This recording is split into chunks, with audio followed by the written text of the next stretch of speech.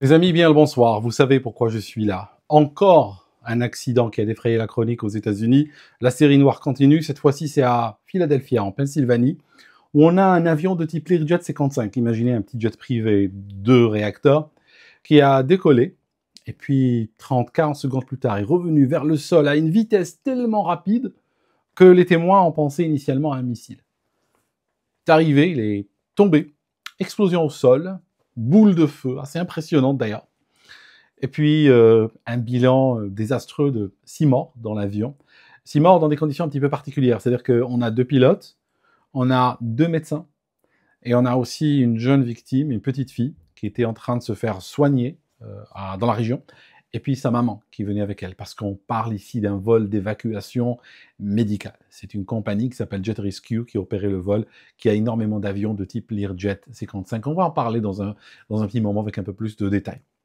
Donc, une personne aussi a été tuée au sol. Le bilan aurait pu être beaucoup plus lourd parce qu'il y a un centre commercial pas très loin qui a été raté de justesse. Donc, on a 7 morts à ce stade, encore 2 personnes hospitalisées. Et puis, une série noire, je vous disais, qui continue. Conditions météo. Il faisait nuit. Dans l'après-midi, il y avait eu du vent qui s'était un petit peu calmé au moment où cet avion a décollé. Température 9 degrés, point de rosée 9 degrés. Température 9 degrés veut dire que il n'y a pas de givrage. Ça signifie on va exclure le givrage du reste de cette histoire. Il n'y a pas de givrage, 9 degrés. Point de rosée 9 degrés veut dire que, vu que ces deux températures sont égales, pas mal d'humidité dans l'air. On a de la pluie, une faible pluie. Le métar montre le symbole -RA, hein, rain, RA, faible. Hein, il y a le moins, ça veut dire que c'est faible, c'est pas très fort. Et puis on a overcast, ça signifie le ciel complètement couvert, OVC, c'est le symbole dans le métar, à 700 pieds. Ça signifie que l'avion a décollé, probablement quelques secondes plus tard, il est rentré dans la couche nuageuse et il en est ressorti quelques secondes plus tard également à la vitesse que nous avons vue dans les vidéos. Qu'est-ce qu'on peut dire à ce stade? Qu'est-ce qui sort? Bien entendu, je vais probablement créer un PDF avec les réserves sémantiques. Parce que chaque fois, je dis, écoutez, c'est nouveau, ça vient d'arriver, on n'a pas encore toutes les données, tout ça. Donc, il y a des réserves sémantiques à prendre et je les prends sans arrêt, mais je pense que je vais finir par les écrire dans un PDF que je mettrai dans le descriptif des vidéos dorénavant. Et comme ça nous permettra d'aller directement dans le vif du sujet. Parce que le canal est plus scientifique qu'autre chose, si vous avez remarqué. Donc on est là sur l'aspect technique. Un accident, malgré le drame qu'il y a derrière, et j'en suis conscient, est considéré ici sur ce canal comme une sorte d'équation technologique. Alors, on va essayer de voir cette équation technologique vers où elle peut nous entraîner. Bon. Plus tard, je disais, il y aura les boîtes noires. Les boîtes noires pourront donner plus d'informations. Oui et non, c'est pas sûr. Parce que premièrement, les boîtes noires, des fois, sont détruites. Quand on voit le cratère qu'a laissé dans le sol cet avion, j'ai quant à moi très peu d'espoir pour les boîtes noires, combien même on sait tous qu'elles sont faites pour supporter des conditions extrêmes. Et là, on est sur des conditions peut-être un peu trop extrêmes, mais encore autre chose. Cet avion-là, on ne sait pas encore à ce stade, l'information n'est pas disponible, sous quelles règles de vol il opérait. Je ne suis pas sûr qu'il avait des boîtes noires ou qu'il était censé ou obligé d'en avoir par la loi. Donc peut-être qu'il n'y a pas de boîte noire, on le saura plus tard. Maintenant, revenons au corps de cette histoire. Jet Rescue est une compagnie d'évacuation médicale. Ils ont de très nombreux Learjet 55. D'ailleurs, sur leur site, il y a une vidéo promotionnelle et dans celle-ci, on voit cet avion voler et puis on voit effectivement un patient, un médecin, tout ça. Ils font de l'évacuation sanitaire un petit peu partout dans le monde. Généralement, ils sont payés par des assureurs et autres et puis ils transportent des malades dans certaines situations. En 2023, c'est en novembre 2023, début novembre, un peu plus d'1 an, ils ont cassé un des Learjet. Ce Learjet a fait une sortie de piste, grande vitesse. Il avait atterri, et puis, semble-t-il, d'après les témoins de l'époque, il avait atterri au milieu de la piste, grande vitesse, sortie d'Icelle, et puis ça a fini justement en drame. 4 morts à l'époque, 2 pilotes, 2 médecins. Donc, on a déjà une entreprise qui casse du matériel. L'entreprise, de par sa structure, c'est une entreprise basée en Floride qui vole avec des avions mexicains. D'ailleurs, cet appareil se rendait au Mexique. La destination était Tijuana, même si lorsque vous chercherez en ligne, vous allez voir que la destination n'était pas Tijuana. En fait, il faisait une escale avant d'arriver à Tijuana, qui était réellement sa destination finale. Maintenant, qu'est-ce qu'on peut avancer comme explication à ce stade? Même pas explication, hypothèse. On va juste rester humble et on va dire que c'est une hypothèse. Hein, qui peut être confirmée plus tard ou peut-être infirmée. Alors, une des choses qu'on peut imaginer, c'est par exemple la désorientation spatiale. Désorientation spatiale, ça tue du monde chaque année, régulièrement. Il y a des pilotes, vous savez, il fait nuit, il y a des nuages, l'avion décolle, passe tout de suite en IMC, conditions de vol aux instruments. Ça peut arriver des fois que certains pilotes, ça peut arriver n'importe qui en réalité, pas certains pilotes, c'est pas écrit sur leur front que c'est des gens qui vont faire ce genre de choses, ça peut arriver à tout le monde en fait.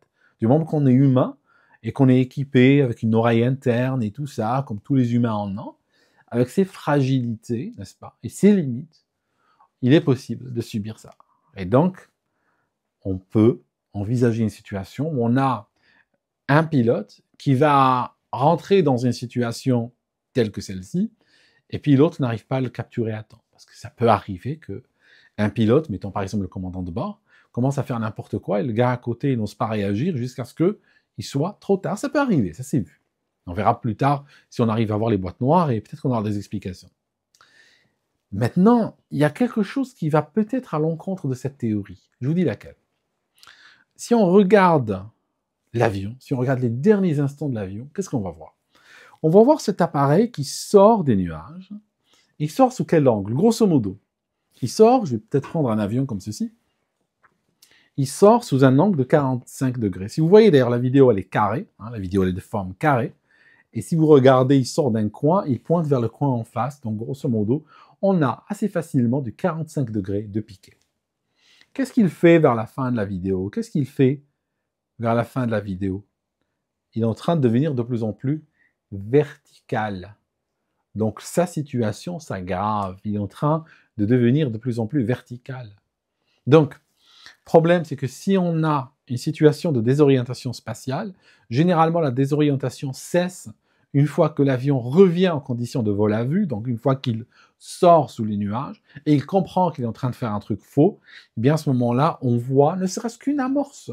Je ne dis pas qu'il va sauver nécessairement l'avion, mais au moins on voit une amorce de geste, de mouvement dans le bon sens, même si, in fine, ça ne récupère pas l'avion, mais au moins on voit un avion sortir comme ça, et puis faire ça, puis taper contre le sol. C'est pas grave. Mais ce qui est un peu surprenant, c'est de le voir continuer à aller de plus en plus vertical. Ça, c'est surprenant. Ok. On a dit que le givrage ne fait pas partie de l'équation. À quoi encore? À quoi peut-on penser encore? Alors, je vous rappelle un accident qui est arrivé à peu près vers l'époque du Covid, au plus haut de l'époque du Covid, 2021, je dirais, en été 2021, grosso modo. Un SIA Marchetti, un appareil hélice, monomoteur, on est aux États-Unis, je crois, dans l'Idaho, qui va décoller d'un petit aéroport. Il met les gaz, il accélère. Que va-t-il faire? Il va se cabrer, passer sur le dos, faire ça, piquer, tomber. Ça se passe en quelques secondes.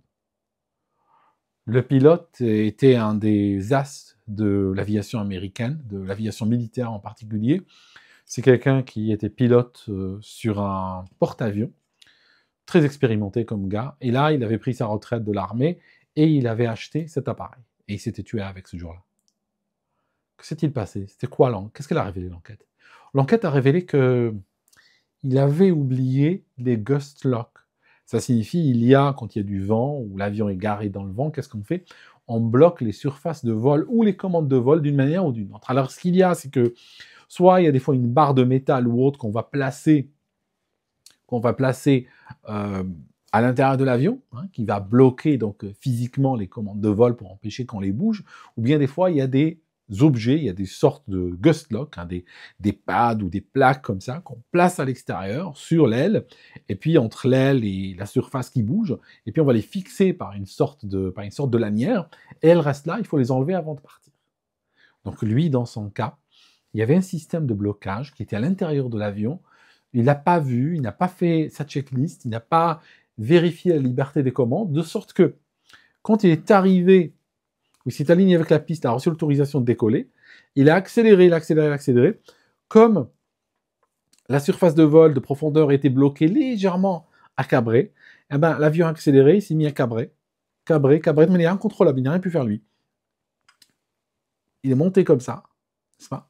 Il a perdu de la vitesse, et puis il s'est incliné sur la gauche, et est parti, sorti de piste. Vous remarquez quand il tombe à l'extérieur de la piste, et qu'est-ce qu'il fait? Voilà, il tombe verticalement. Donc ça, c'est un cas qui est arrivé.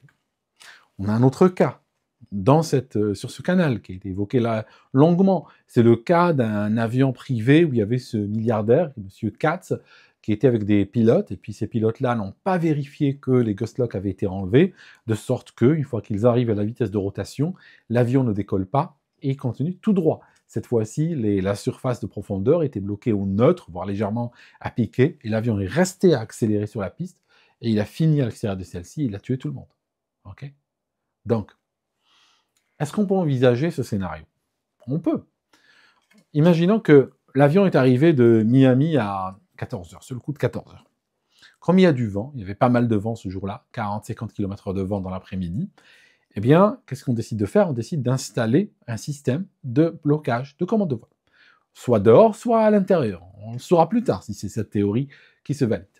Donc, les pilotes arrivent plus tard, le patient est embarqué, les docteurs embarquent, tout ça, et on commence à rouler. À aucun moment on teste les commandes de vol. C'est des pilotes qui ont peut-être l'habitude de voler avec cet avion, ils volent plusieurs fois par jour, tout ça, donc ça devient un petit peu une tondeuse à gazon. Donc, ils s'alignent, mettent les gaz, ils décollent. Ils vont faire quoi comme trajectoire? La même trajectoire que l'avion jaune que je vous ai montré précédemment, la même trajectoire que le SIA Marchetti, sauf que, au lieu qu'ils la fassent sur 5 secondes, en montant à 20 mètres et retombant, ben ils vont la faire sur 30 ou 40 secondes, en montant à 500 mètres et retombant. C'est tout simplement la même histoire qui se répète, mais avec plus d'énergie. Ça signifie des réacteurs très puissants sur le Learjet, un avion léger, puissant, donc tout va se passer comme sur le SIA Marchetti, sauf que c'est une trajectoire qui va se faire avec une taille un peu plus grande, c'est tout. Donc, l'appareil fait ça, il accélère sur la piste, décolle, monte. Après, les pilotes ne contrôlent plus rien, ils ne peuvent plus rien faire. L'avion s'incline, comme le SIA Marchetti. L'inclinaison va causer, parce que quand l'avion est incliné, vu que la gouverne de profondeur est accabrée, quand l'avion s'incline, elle va agir comme ceci, elle va agir comme une gouverne de direction, et elle va faire quoi? Elle va entraîner l'avion en virage à gauche. Donc, on voit que le cap change. On décolle sur l'axe de piste, on est à peu près au cap 242, c'est le premier cap renvoyé par la DSB. On décolle en 242, et on voit qu'assez rapidement, on perd dans les 50-60 degrés en très peu de temps. Ça signifie que l'avion a entamé un virage à gauche. Okay? Ça signifie qu'il était incliné à gauche. Donc, il est possible que l'inclinaison ait continué jusqu'à ce que l'avion soit sur le dos. Une fois que l'avion est sur le dos, avec la gouverne de profondeur, toujours bloquée à cabrer, qu'est-ce qu'elle fait? Alors, quand l'avion est à l'endroit, elle pousse le nez dans cette direction. Quand l'avion est sur le dos, ben elle continue à faire piquer le nez. Elle envoie le nez dans l'autre direction et elle continue à le faire piquer. D'accord? Donc, toujours, c'est le même blocage. Le cabré, quand l'avion est à l'endroit, devient un piqué quand l'avion est à l'envers. C'est tout. Donc, l'avion continue à piquer, sort des nuages à 45 degrés. Donc, ça signifie que quand on le voit sortir des nuages, on le voit sortir à l'envers. Donc, oui, il est à 45 degrés sur la vidéo, mais à l'envers. Et qu'est-ce qu'il continue à faire? Il continue à faire ça. Sous l'impulsion, toujours, de cette gouverne de profondeur qui est bloquée. C'est tout. Il continue à faire ça, et il arrive, et bam. Là, il se plante, justement, à un angle de 90 degrés. Les images sont assez impressionnantes. Des voitures brûlées, un cratère sur le sol. Donc, des images d'une extrême violence qui montrent qu'il est arrivé avec une ultra forte énergie. Les pilotes étaient conscients, ils ont été contactés par le contrôleur aérien, ils ont dit stand-by. Quelque chose comme ça, stand-by, on va vous rappeler. Ils n'ont jamais rappelé. Quelques secondes plus tard, voilà, le contrôleur a réalisé qu'il a perdu cet avion. Cet avion s'est écrasé. Donc voilà mes amis, quand un avion décolle, il s'écrase 30-40 secondes plus tard, en général, c'est qu'il y avait quelque chose, je ne parle pas là d'illusion somatosensorielle ou autre, mais il y avait quelque chose qui était déjà là au moment même du décollage. Hein. C'est quelque chose qui s'était manifesté à ce moment-là, n'est-ce pas? Et puis, qui a conditionné après tout le reste de son vol.